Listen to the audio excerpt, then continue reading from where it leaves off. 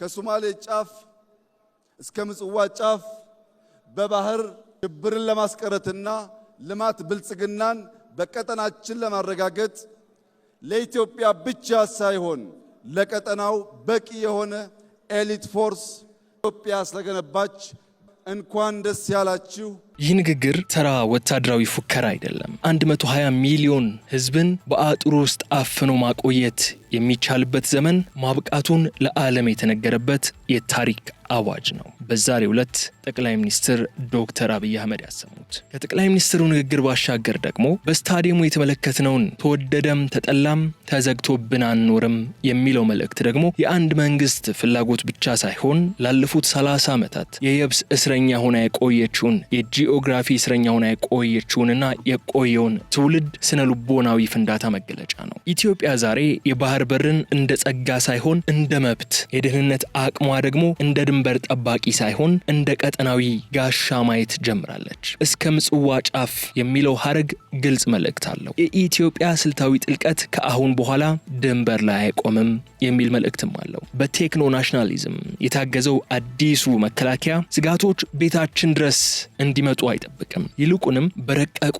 ድሮኖችና በአርቲፊሻል ኢንተለጀንስ ታግዞ ስጋቱን ገና ከሩቅ የማምከን ኃይል ባለቤት ሆኗል። በሌላ በኩል ደግሞ በአፍሪካ ቀንድ የሚደረገው የፖለቲካ ቁማር ጨዋታው አዲስ ምዕራፍ ላይ እየደረሰ ይገኛል። ሶማሊላንድ ለአሜሪካ የማዕድንና የጦር ሰፈር ቦታ በድጋሚ ማቅረቧ ተሰምቷል። ሊቲየም ውሰዱ እውቅናን ስጡኝ የሚለውን የሶማሊላንድ ግልጽ ጥያቄም ለኢትዮጵያ ሌላ ወርቃማ እድልን ይዞ መጥቷል። አሜሪካና እስራኤል በበርበራ ምድር መመሸጋቸው ኢትዮጵያ ከሶማሊላንድ ጋር የምታደርገውን ንግግር ዓለም አቀፍ የህግ ሽፋንና የደህንነት ዋስትና እንዲያገኝ በር እየከፈተ ይገኛል። ከዚህ ጋር ተያይዞ ግብጽ እስካሁን ድረስ ዘርግታ ስትሰራበት የነበረውን የመክበብ ስልትም በእነዚህ ሀያላን ሀገራት ፍላጎት ፊት ዋጋ እያጣ ያለበት ሁኔታ ላይ እንገኛለን። በዛሬው የልዩ ጥንቅር መሰናዶ ዶአችንም የተከበራችሁ የገበያ ሚዲያ ተከታታዮቻችን በእነዚህ ጉዳዮች ዙሪያ አተኩረን የተለያዩ መረጃዎችን እናደርሳችኋለን። አብራችሁን እንድትቆዩ የዩቲዩብ ገጻችንም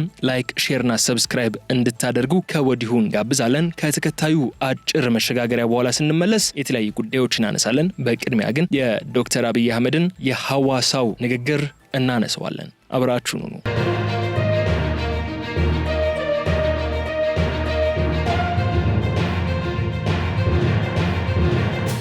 ጠቅላይ ሚኒስትር ዶክተር አብይ አህመድ በሐዋሳው የልዩ ዘመቻዎች እዝ የ65ኛ ዓመት የምስረታ በዓልና የ44ኛው ዙር የኮማንዶ ሰልጣኞች ምርቃት ስነ ስርዓት ላይ ያደረጉት ንግግር ተራ ወታደራዊ መግለጫ ወይም ወቅታዊ የፖለቲካ ንግግር ብቻ አይደለም። ይህ ንግግር የኢትዮጵያን የ21ኛው ክፍለ ዘመን ታላቅ ስትራቴጂ የምታበስር የሀገሪቱን ብሔራዊ ጥቅም አድማስ ከመሰረቱ የቀየረችና ወደፊት የሚከተሉትን ዲፕሎማሲያዊና ወታደራዊ እርምጃዎች ፍንጭ የሰጠም ታሪካዊ ክስተት ሆኖ አልፏል። ኢትዮጵያ ለዘመናት የነበራትን የውስጥና ድንበር ተኮር የመከላከል አስተሳሰብም አሁን ወደ ውጭና ወደ ቀጠናዊ የበላይነት ፕሮአክቲቭ ሪጂናል ዶሚናንስ መለወጡ ያሳየ መድረክ ሆኖ አልፏል። ይህንን ሰፊ መልእክት ታዲያ በዝርዝር እንመለከተዋለን። በታሪክ ሂደት ውስጥ ኢትዮጵያ የደህንነት ስጋቶቿን የምታየው በየብስ ወሰኖቿ ወይም ላንድ ቦርደሮቿ ላይ ብቻ ነበር። ለዘመናት የኢትዮጵያ የጸጥታ መለኪያ የነበረው ድንበር ነው፣ የመሬት ድንበር። ካርታው ብንመለከት በድንበሮቻችን አጥር ላይ ወታደር ማቆም፣ ከሱዳን፣ ከሶማሊያ፣ ከኤርትራ የምንዋሰንባቸው ድንበሮች ላይ የሚደረገን እንቅስቃሴ መጠበቅ የኢትዮጵያ ብቸኛ የህልውና ስጋት ተደርጎ ይወሰድ ነበር። ይሁን እንጂ ይህ አሁኑ የሐዋሳ ንግግር ይህንን የተለመደ አስተሳሰብ ሰብሮታል። ከየብስ አጥር ወደ ባህር ዳርቻ ሽግግር እየተደረገ መሆኑም ጠቅላይ ሚኒስትሩ በንግግራቸው አውስተዋል። ጠቅላይ ሚኒስትሩ ከሶማሌ ጫፍ እስከ ምጽዋ ጫፍ የሚለውን ሐረግ ሲጠቀሙ ኢትዮጵያ የደህንነት አጥሯን ከየብስ ድንበር ነቅላ ወደ ባህር ዳርቻዎች መውሰዷን በይፋ ያወጁ ነበር። ይህ ንግግር ኢትዮጵያ ብሔራዊ ጥቅሟንና ደህንነቷን ከድንበር አልፎ እስከ ባህር ዳርቻዎች እንደሚዘልቅ ያሳያል። የኢትዮጵያ መከላከያ ኃይል ስልጠናውንም ወደ ባህር ማሸጋገሩን መጥቀሳቸው ሀገሪቱ ከአሁን በኋላ የደህንነት ስጋቷ የሚጀምረው ድንበሯ ላይ ብቻ ሳይሆን ስልታዊ ጥቅሞቿ ባሉበት ባህር ላይ መሆኑን የሚያረጋግጥ ነው። ይህ እርምጃ ስትራቴጂክ ዴፕስ ወይም ስልታዊ ጥልቀት ያለው ነው። ስልታዊ ጥልቀት ማለት አንዲት ሀገር ደህንነቷን የምትጠብቀው ደጃፏ ላይ ቆማ ሳይሆን ስጋቱ ሊመነጭ የሚችልበት ቦታ ድረስ ሄዳ የመቆጣጠርና የመከላከል አቅም ሲኖራት ነው። ኢትዮጵያ ካሁን በኋላ የየብስ እስረኛ ወይም ላንድ ሎክድ የሆነች ሀገር ስነልቦናን አብቅቶለታል የሚል መልእክትን አስተላልፋለች። ላለፉት 30 ዓመታት ኢትዮጵያ የየብስ ሀገር ናት የሚለው ትርክትም የመከላከያ ዶክትሪናችንም ሰንጎት ነበር። ስጋታችንን የምናየው ከድንበር ተሻግሮ የሚመጣን እግረኛ ጦር ብቻ ነበር። ይህ የጠቅላይ ሚኒስትሩ ንግግር ግን ኢትዮጵያ በባህር ዳርቻዎች ላይ ያላትን ተጽዕኖ በማሳደግ ስጋቶችን ገና ከሩቅ የመመከት ፍላጎትን አሳይቷል። ሌላኛው ጠቅላይ ሚኒስትር ዶክተር አብይ አህመድ እስከ ምጽዋ ጫፍ አስተማማኝ የሆነ ተቋም ገንብተናል ሲሉ ይህች ስም በኢትዮጵያና በኤርትራ ግንኙነት እንዲሁም በመላው ቀይ ባህር ፖለቲካ ውስጥ ያላትን ታሪካዊና ጂኦ ፖለቲካዊ ክብደት በሚገባ ያውቁታል። ሉዓላዊነትና የጥቅም ክልል አንስተዋል። በዚህ ሐሳባቸው ላይ በዲፕሎማሲው ዓለም አንዲት ሀገር የሌላን ሀገር ወደብ ስም ስትጠቅስ ያ ወደብ ለብሔራዊ ደህንነቷ ወሳኝ መሆኑን እየገለጸች ነው ማለት ነው በተዘዋዋሪ። ምጽዋ እንደሚታወቀው የኤርትራ ቁልፍ የንግድና ወታደራዊ ወደብ ነች። ከኢትዮጵያ በኩል ደግሞ እስከ ምጽዋ ጫፍ የሚለው ሐረግ መገለጹ በምጽዋ እና በአካባቢው የሚከናወን ማንኛውንም ወታደራዊ ሆነ ፖለቲካዊ እንቅስቃሴ የኢትዮጵያን ብሔራዊ ጥቅም በቀጥታ ይነካል እንደማለት ነው። ይህ ደግሞ የጥቅም ክልል በማለት እንገልጿለን። ኢትዮጵያ የባህር ዳርቻ ባይኖራትም የባህር ዳርቻው ፖለቲካ ግን የኢትዮጵያ ዋነኛ የቤት ስራ መሆኑን በይፋ አውጃለች። እዚህ ላይ የታሪክና የህጋዊነት ጥያቄዎች ይነሳሉ። ምጽዋ ለኢትዮጵያ ዝም ብሎ ወደብ አይደለም፣ የታሪክ ውስጥ ያለበት ወደብ ነው። ኢትዮጵያ የባህር በር ባለቤት በነበረችበት ዘመን ዋና የባህር መውጫዋ ነበረ ምጽዋ። ዛሬ ላይ ታዲያ ይህችን ስም መጥቀስ ማለት ኢትዮጵያ የባህር በር የለኝም ብላ በጸጥታ መቀመጥ እንዳቆመች፣ የቀይ ባህር ጉዳይ የባህር ዳርቻ ላላቸው ሀገራት ብቻ የሚተው የቤት ስራ እንዳልሆነ፣ እንዲሁም ኢትዮጵያ በዚህ ቀጠና ላይ ያላትን ታሪካዊ መብትና ፍላጎት በድጋሚ ለዓለም እያስታወሰች እንደሆነ ማሳያ ተደርጎ ይወሰዳል። ይህም በቀይ ባህርና በኤደን ባህረ ሰላጤ ላይ የሚኖረው የኃይል ሚዛን ለኢትዮጵያ የህልውና ጉዳይ መሆኑን ያሳያል። ኢትዮጵያ ወደ ውጭ የምትልከው ሆነ ወደ ውስጥ የምታስገባው ዕቃ 90% በእነዚህ የውሃ መስመሮች የሚያልፍ ነው። እዚህ አካባቢ የሚፈጠር ማንኛውንም አለመረጋጋት ወይም በኢትዮጵያ ላይ ጥላቻ ያለው ኃይል ሰፍሮ የንግድ መስመሩን ቢዘጋው የ120 ሚሊዮን ህዝብ ጎሮሮ ተዘጋ ማለት ነው። ስለዚህ ምጽዋን መጥቀስ ማለት በቀይ ባህር ላይ የሚደረግ ማንኛውንም እንቅስቃሴ የኔን ብሔራዊ ጥቅም በቀጥታ ይነካል። ስለዚህ እኔ በሌለሁበት የሚወሰን ማንኛውንም ውሳኔ ተቀባይነት የለውም የሚል ዲፕሎማሲያዊ ኃይልን የሚያሳይ ሆኖ እናገኘዋለን።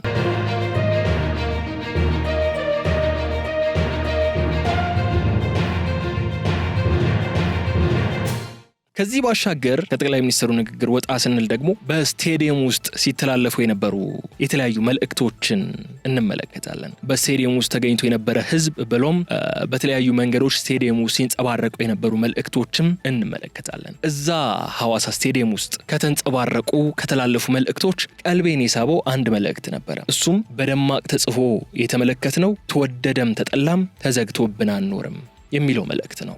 ይህ መልእክት ከጠቅላይ ሚኒስትር ዶክተር አብይ አህመድ ንግግር ጋር ተዳምሮ ሲታይ ጥልቅ የሆነ ጂኦፖለቲካዊና ስነልቦናዊ ትርጉም ያለው ሆኖ እናገኘዋለን። ይህ መልእክት በኢትዮጵያ የውጭ ጉዳይ ፖሊሲና ብሔራዊ ደህንነት ስትራቴጂ ላይ የመጣውን ግልጽ የአቋም ለውጥ የሚያሳይም ነው። ይህ መልእክት ብዙ አንድምታዎች ሊኖሩት ይችላሉ። እኛ በዋና ዋና ክፍሎች በመከፋፈል እንመለከተዋለን። የመጀመሪያው መልእክቱ የጂኦፖለቲካዊ እስረኝነት ማብቃቱ የሚያውጅ መልእክት ነው። ኢትዮጵያ ለ3 አስርተ ዓመታት ያህል የየብስ ሀገር ወይም ላንድ ሎክድ ሆና መቆየቷ በኢኮኖሚዋና በደህንነቷ ላይ የፈጠረውን ተጽዕኖ ለመስበር የተወሰነ ቁርጠኝነትን ያሳያል። ተዘግቶብን አንኖርም የሚለው ሐረግ ኢትዮጵያ በጎረቤት ሀገራት ፍቃድ ወይም በወደብ ኪራይ ዋጋ ላይ ብቻ ተመስርታ የምትቀጥልበት ዘመን ማብቃቱን የሚገልጽ ነው። ይህ የመታፈን ስሜት ደግሞ ወደ ንቁ እርምጃ ወይ ፕሮአክቲቭ አክሽን መለወጡን ያሳያል። ሌላኛው ወደብ የፍላጎት ሳይሆን የመብት ጥያቄ መሆኑን የሚያሳይ ነው። መልእክቱ የባህር በር ጉዳይ ለኢትዮጵያ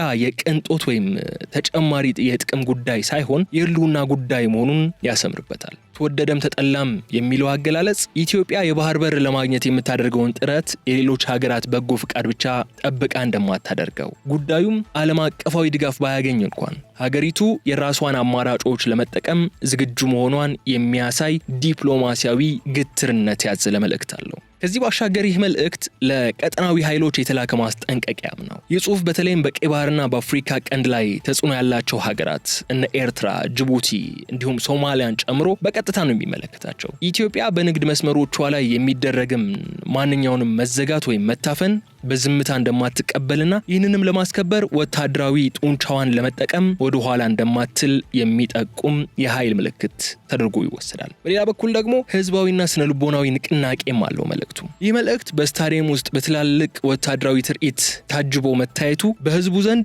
የብሔራዊ ኩራትና የተስፋ ስሜትን ለመፍጠር የታለመ ነው። ተዘግቶብን አንኖርም የሚለው ቃል የኢትዮጵያን ህዝብ ለታላቅ ሀገራዊ ዓላማ የማሰባሰብ ስልት ነው። የባህር በር ጥያቄው የመንግስት ብቻ ሳይሆን የህዝብም ጥያቄ መሆኑን ለማሳየት ጥቅም ላይ የዋለበት መልእክትም ነው። በሌላ በኩል ደግሞ ይህ መልእክት ቀይ መስመር የማስመር ሂደትም ነው። ይህ አገላለጽ በኢትዮጵያ በኩል አዲስ ቀይ መስመር መኖሩን ያሳያል። ለኢትዮጵያ ወደብ የመከልከል ፖሊሲ የሚከተሉ ኃይሎች ካሉ ኢትዮጵያ ይህንን እንደ ጦርነት አዋጅ ወይም እንደ ህልውና ስጋት እንደምትቆጥረው በይፋ የተነገረበት ነው። ባጭሩ ግን ተወደደም ተጠላም ተዘግቶብን አንኖርም የሚለው መልእክት ኢትዮጵያ ካሁን በኋላ የባህር በር ጥያቄን በልመና ወይም በዲፕሎማሲያዊ መሽቆጥቆጥ ሳይሆን በኃይል ሚዛንና በብሔራዊ ጥቅም የበላይነት እንደምትፈታው ለዓለም የተላለፈ ወታደራዊ እንዲሁም ዲፕሎማሲያዊ ዶክትሪን ነው ብለን መውሰድ እንችላለን።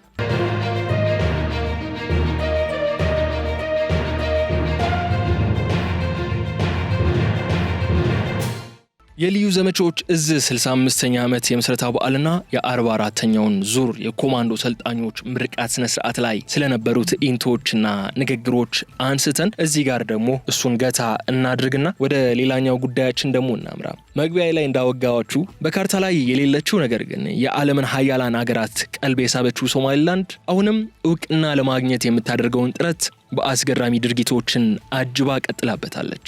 ሶማሊላንድ አሁን ደግሞ ለአሜሪካ ጥሪዋን አቅርባለች። ምንም እንኳን ይህ ጥሪ ለመጀመሪያ ጊዜ የቀረበ ባይሆንም በድጋሜ ይህ ጥሪ ለአሜሪካ አቅርባለች። ሶማሊላንድ አሁን ያቀረበችው ጥሪ ለዘመናዊው ዓለም የኤሌክትሮኒክስና የባትሪ ምርት ወሳኝ የሆኑትን ሊቲየምና ኮልታን የመሳሰሉ ውድ ማዕድናት በአንድ በኩል፣ በሌላ በኩል ደግሞ በዓለም ላይ ካሉ ስትራቴጂካዊ የባህር መስመሮች አንዱ የሆነውን የኤደን ባህረ ሰላጤ ላይ አሜሪካ የጦር ሰፈሯን እንድትገነባ ጥሪ ማቅረቧ ተሰምቷል። ዛሬ ፌብሩዋሪ 22 2026 እንደ አውሮፓውያኖቹ አቆጣጠር ሶማሊያ ጋርዲያን ኤኤፍፒን ጠቅሶ ባወጣው ዘገባ መሰረት የሶማሊላንድ የፕሬዝዳንቱ አማካሪዎች ይህንን ጥሪ ለአሜሪካ ባለስልጣናት አቅርበዋል። ጥሪያቸውም የፈለጋችሁትን ማዕድን በብቸኝነት ውሰዱ፣ የፈለጋችሁትን የጦር ሰፈር ገንቡ፣ እኛ እውቅና ብቻ ነው የምንፈልገው የሚል ድፍረት የተሞላበት ጥያቄ ነው ከሶማሊላንድ ለአሜሪካ የተላከው። ይህ ዜና ለኢትዮጵያ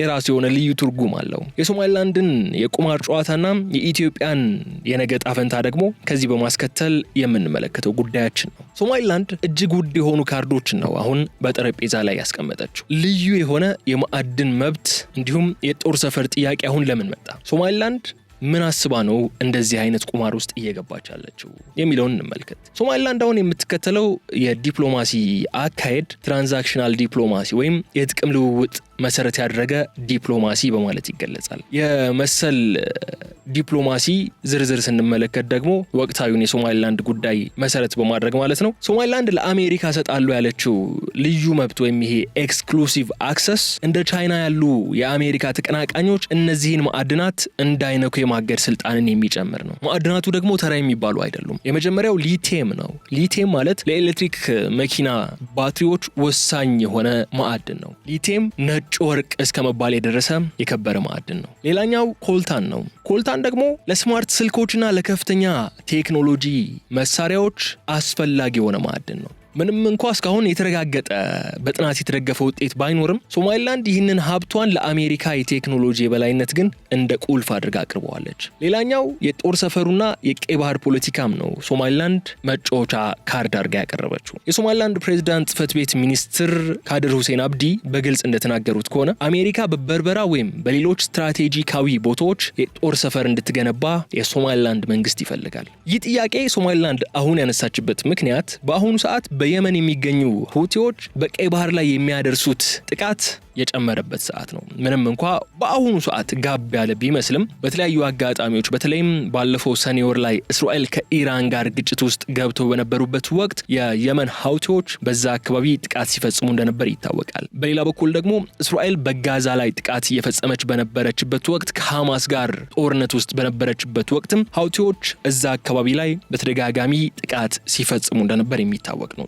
ሶማሊላንድ ይህንን ኦፈር ያቀረበችው እሱን ታሳቢ በማድረግ ነው። በሌላ በኩል ደግሞ አሜሪካ በቀጠናው ጠንካራ መገኛ ትፈልጋለች። ምንም እንኳን ጅቡቲ ላይ ብትኖርም አሜሪካ፣ ሶማሊላንድ ግን አሁን እኔ ከጅቡቲ የተሻለና ሰፊ ቦታ አለኝ የሚል ኦፈር ነው እያቀረበች ያለችው። እዚህ ላይ መዘንጋት የሌለበት አንድ ጉዳይ ደግሞ የእስራኤል እጅ ነው። ባለፈው ታህሳስ ወር እስራኤል ሶማሊላንድን በይፋ አውቃለሁ ብላ እውቅናን ስትሰጥ ሶማሊላንድ ለአሜሪካ የምታቀርበው ጥያቄ የዚሁ ትልቅ ሰንሰለት አካል ተደርጎ ይወሰዳል። እስራኤል በቀጠናው ወዳጅ ትፈልጋለች። አሜሪካ ደግሞ ስትራቴጂካዊ የበላይነትን በአካባቢው ላይ ትፈልጋለች። ሶማሊላንድ ደግሞ ይህንን ፍላጎታቸውን ተጠቅማ የ35 ዓመታት የብቸኝነት ጉዞዋን ለመጨረስ ነው እየተሯሯጠች ያለችው። ሶማሊላንድ ይህንን ስታደርግ ሞቃዲሾ ዝም ብላ የምታይ አይሆንም መቼስ። የሶማሊያ ፌዴራል መንግስት ሶማሊላንድ የግዛቱ የሉዓላዊ ግዛቱ አካል እንደሆነች ነው የሚያውቀው። ሞቃዲሾ ይህንን እንደ ሉዓላዊነት መደፈር ነው የምታየው። ነገር ግን ሶማሊላንድ በንግግርና በሰላማዊ መንገድ እውቅና ካልሰጣችሁኝ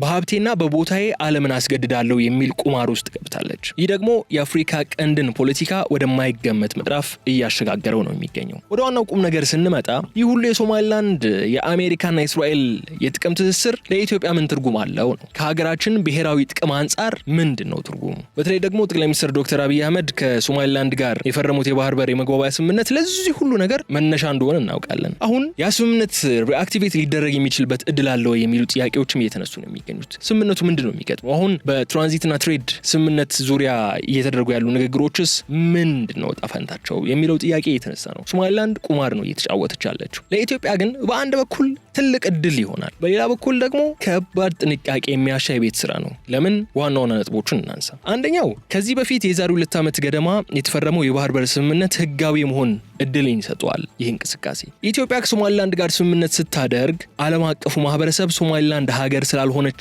ውሉ ህገወጥ ነው ሲደመጥ ነበር። አሁን ግን እስራኤል እውቅና ሰጥታለች። አሜሪካ እግሯን ሶማሊላንድ ውስጥ ካስገባች፣ በተለይ ደግሞ ወታደራዊ ካምፕን ከገነባች ሶማሊላንድ በተግባር ዲፋክቶ እውቅና አገኘች ማለት ነው። ይህ ደግሞ ለኢትዮጵያ ትልቅ እድል ነው። አሜሪካ እዚያ ባለችበት ሁኔታ የኢትዮጵያ የባህር ኃይል በበርበራ ቢሰፍር የሚቃወመው ኃይል አቅሙ ይዳከማል። የዲፕሎማሲው የበላይነት የነበራቸው ከዚህ ቀደም ኢትዮጵያን ሲወቅሱና ሲከሱ የነበሩ ሀገራት አሜሪካ ቀድማ ከገባች ያንን ሊቨሬጅ ያጣሉ። ሁለተኛው የግብጽ የመክበብ ስልት ይከሽፋል። ባለፉት ወራት ግብጽ በሶማሊያ ወታደራዊ ስምምነት በማድረግ ኢትዮጵያን በዲፕሎማሲና በደህንነት ለመጫን ሙከራ ስታደርግ ቆይታለች። አሁን ግን አሜሪካና እስራኤል የሶማሊላንድ ወዳጅ ከሆኑ ግብጽም በሶማሊላንድ በኩል ኢትዮጵያን ለማጥቃት የምታደርገው እንቅስቃሴ ይታገዳል። አሜሪካ የራሷ ጥቅም ባለበት ቦታ ላይ መሰል ግጭቶች አትፈልግም። ለኢትዮጵያ የደህንነት ዋስትና ወይም ባፈር ዞን ይፈጥራል። እዚህ ላይ ግን ሊነሳ የሚችል አንድ ስጋት የኢኮኖሚ ስጋት ወይም ሪሶርስ ኮንፍሊክት ነው። ጥንቃቄ የሚያሻው ነጥብም ይሄው ነው። ሶማሊላንድ ማዕድናቱን ለአሜሪካ ብቻ ኤክስክሉሲቭሊ አሳልፋ ከሰጠች ኢትዮጵያ ከጎረቤቶቿ ልታገኝ የምትችለው የኢኮኖሚ ጥቅም ሊቀንስ ይችላል። ኢትዮጵያ የምትፈልገው ቀጠናዊ ትስስር ነው፣ ሪጂናል ኢንተግሬሽን በተደጋጋሚ እንዳነሳ ነው። ነገር ግን ትልልቅ ሀብቶች በዓለም አቀፍ ኩባንያዎች እጅ ከወደቁ ኢትዮጵያ በበርበራ በኩል የምታሳልፈው የንግድ ልውውጥም በአሜሪካ ፖሊሲዎች ስር የመውደቅ ዕጣ ፈንታ ሊገጥመው ይችላል። ታዲያ ኢትዮጵያውን ምንድነው ማድረግ ያለባት? ዝም ብላ መመልከት ወይስ በድርድሩ ውስጥ እጇን አስገብታ መሳተፍ ነው ዋናው ጥያቄ። ኢትዮጵያ አሁን ንቁ ዲፕሎማሲ ነው መከተል ያለባት። ሶማሊላንድ ለአሜሪካ ያቀረበችው ጥያቄ እንዲሳካ ከጀርባ ሆና እየደገፈች፣ በተመሳሳይ ሰዓት ግን የራሷን የባህር በር ስምምነት ደግሞ ወደ ሙሉ ወይም ፋይናል ትሪቲ ለመቀየር መስራት ይኖርባታል። የሀያላን ሀገራት እግር ቀጠናው ውስጥ ሳይረግጥ ኢትዮጵያ የራሷን ብሔራዊ ጥቅም የሚያስከብር ህጋዊ የሆነ ሰነድ መጨረስ አለባት። ካልሆነ ግን በሀያላን መሃል ተጨምቃ የራሷን አጀንዳ ለማስፈጸም ልትቸገርበት የሚችል እድል ሊፈጠር ይችላል። እዚህ ላይ በፖለቲካ ውስጥ ቋሚ ጥቅም እንጂ ቋሚ ወዳጅ የለም እንደሚባለው ሶማሊላንድ ለራሷ ህልውና ስትል የዓለምን ሀያላን እየጠራች ነው። ኢትዮጵያም የራሷን የባህር በር ህልም እውን ለማድረግ ይህንን አጋጣሚ እንደ ወርቃማ ድል ልትጠቀምበት ነው የሚገባው። ነገር ግን ሀያላን ሀገራት ወደ ሰፈሩ ሲመጡ በረከት ብቻ አይደለም ይዞ የሚመጡት፣ የራሳቸውን ጥቅም ፍላጎት ይዞ እንደሚመጡ መዘንጋት የለበትም። ኢትዮጵያ በንቃት ካልተሳተፈች የሶማሊላንድ እውቅና ማግኘት ለኢትዮጵያ ባህር በር ድል ላይሆን ይችላል። ምናልባት ድል ካልሆነ ሌላ የጂኦፖለቲካ ራስ ምታት ሊሆን የሚችልበት እድልም ሊኖር ይችላል። የአፍሪካ ቀንድ ጉዳይ ልክ እንደ ቼዝ ጨዋታ ነው። አንዷን ጠጠር ማንቀሳቀስ መላውን ሰሌዳ ነው የሚለዋውጠው። ሶማሊላንድ አሁን ካርዷን የጣለችበት ሁኔታ ላይ ነው ያለው። አሜሪካ ምላሿ ይጠበቃል። ኢትዮጵያ ደግሞ ይህንን ጉዳይ በንቃት እየተከታተለች ትገኛለች። ውስጡንም የተለያዩ ንግግሮች እየተደረጉ እንደሆነ የሶማሊላንዱ ፕሬዚዳንት ባለፈው በሲኤንኤን ቢዝነስ አረቢክ ላይ ተገኝተው ይፋ እንዳደረጉት ደግሞ እየሰማ እንገኛለን። እናንተስ ምን ትላላችሁ? አሜሪካና እስራኤል በሶማሊላንድ ምድር ለመግባት የሚያደርጉት ሩጫ ለኢትዮጵያ የባህር በር ጉዞ ጥንካሬ ይሆናል ወይስ አዲስ ስጋት? አስተያየቶቻችሁን በኮሜንት መስጫው ላይ አጋሩን። በቀጣይ በሌላ መሰናድኦ ተመልሰን እስክንገናኝ ድረስ አብራችሁን ስለቆያችሁ እጅግ አድርገን እናመሰግናለን። ሰላም።